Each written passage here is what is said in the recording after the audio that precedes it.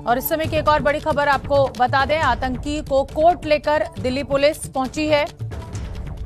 Court से 14 दिन की रिमांड दिल्ली पुलिस के द्वारा मांगी जा सकती है। लगभग 15 साल से ये पाकिस्तानी आतंकी दिल्ली में रह रहा था। पटियाला हाउस कोर्ट में इस आतंकी की पेशी की गई है।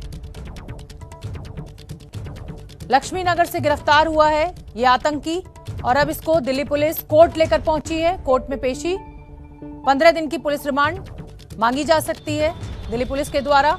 पटियाला हाउस कोर्ट में ये पेशी इस समय हो रही है। दिल्ली से गिरफ्तार आतंकी की कोर्ट में पेशी। एक बड़ी आतंकी साजिश को आज नाकाम किया दिल्ली पुलिस ने।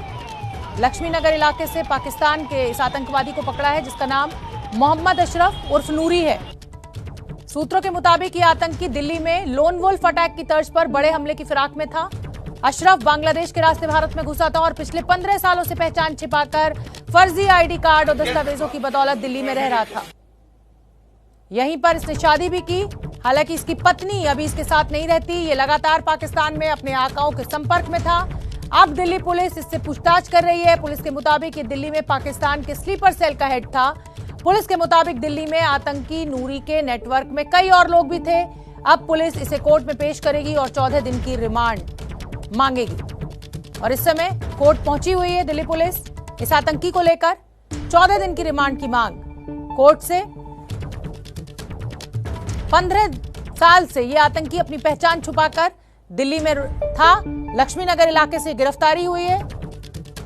स्लीपर सेल का हेड बताया जा रहा है। ये तस्वीर आप देख सकते हैं।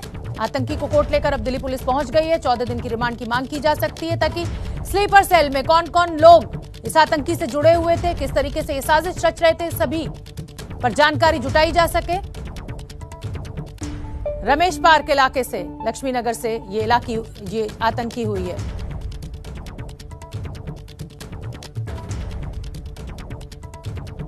और दिल्ली पुलिस के स्पेशल सेल के डीसीपी प्रमोद कुशवाहा का क्या कुछ कहना है इस पूरे मामले पे सुन लेते हैं।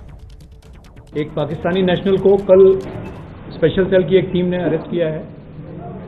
इस टीम को सुपरवाइज ललित नेगी और हृदय भूषण एसीपी कर रहे थे।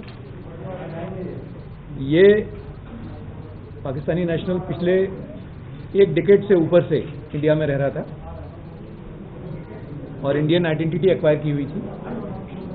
इसके इंस्टेंस पे AK-47 मैगजीन्स, पिस्टल्स 2 और कार्ट्रिजेस और एक ग्रेनेड रिकवर किया गया है।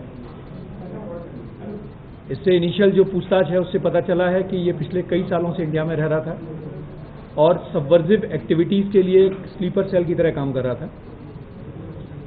इसने इनिशियल पूछताछ में ये भी बताया है कि पास्ट में भी ये जम्मू कश्मीर और रेस्ट ऑफ इंडिया में कई टेरर एक्टिविटीज़ में इन्वॉल्व रहा है। उनको वेरिफिकेशन कर रहे हैं, उनका वेरिफिकेशन कर रहे हैं इन्वॉल्वमेंट्स का।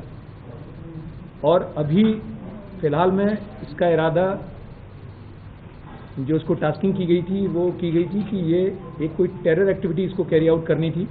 जगह नहीं बताई गई थी, बट ये हथियार वगैरह जो हैं ये उसी टेररिस्ट एक्टिविटी को ऑर्केस्ट्रेट करने के लिए पहुंचवाए गए थे। इसकी हैंडलिंग पाकिस्तान ISI कर रही थी और ये पाकिस्तान ISI ने इसको ट्रेन करके, जैसा मैंने कहा कि एक डिकेड पहले जब इंडिया आया था तो इसको बांग्लादेश के रास्ते से सिलीगुड़ी बॉर्डर से इंडिया भेजा गया था। अहमद नूरी के नाम से इसने एक ID बनवा ली थी। पासपोर्ट भी इसने एक्वायर कर लिया था। फॉरेन भी गया है ये 2 बार उस पासपोर्ट पे। कहाँ का गया?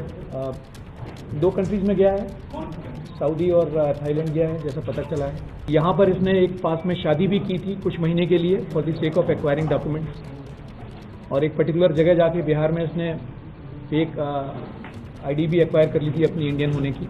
वहाँ से एक्वायर करने के बाद में उसी बेसिस पे फिर उसके बाकी डॉक्यूमेंट्स बने हैं। शादी भी स्पेसिफिकली इसी पर्पज से की गई थी, जहाँ कुछ महीने शादी करके इसने उसे छोड़ दिया। इसने हर तरह का काम किया है, जैसा एक स्लीपर सेल की तरह किया है जिसमें इसने कई बार सबवर्जिव एक्टिविटीज़ की हैं, टेररिस्ट एक्टिविटीज़ की हैं, कई बार कुछ एस्पेनेस की टास्किंग जब इसको हुई वो भी किए हैं। तो इसको एक पर्टिकुलर आदमी ने पाकिस्तान से टास्किंग की थी जिसका कोड नेम नासिर था और उस टास्किंग के बेसिस पे इसको बताया गया था कि आपको वेपन कहाँ से मिलेंगे। वेपन वहाँ जहाँ से इसको मिले हैं या जहाँ से इसको दिए गए थे वो सिर्फ इसको वेपन से मतलब था। उन लोगों ने ये नहीं बताया कि वेपन आपको कौन देके जाएगा कौन नहीं देके जाएगा। इसी तरह से जब ये पास में मनी वगैरह मंगाता था तो वो भी हवाला के चैनल से इसके पास आती थी। मैंने कहा नीड टू नो बेसिस पे काम करने किया, जो इस तरह के मॉड्यूल में होता है वो इसमें भी था। तो फिलहाल मातृभूमि में रुकेंगे एक बहुत छोटे से ब्रेक के लिए। आप देखते रहिए एबीपी न्यूज, फौरन लौट के आ रहे हैं।